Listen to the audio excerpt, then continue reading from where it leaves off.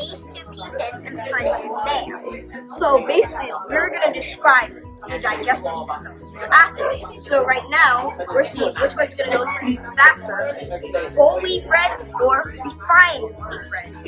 Refined wheat bread is not healthy for you, but it's still healthy.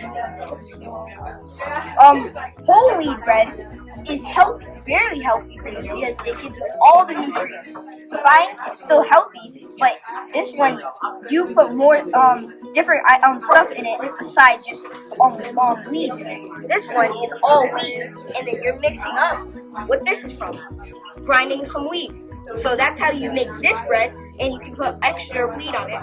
And if you have one of these, all you need to do is buy this, and then you could do this at home if you feel like wanting to. And we have some crackers if you want to try. They're probably whole wheat bread, whole wheat crackers with some sesame seeds on with it. So our thing we're just really doing right now is seeing which one's healthier for you and which one will stay longer to keep you hungry.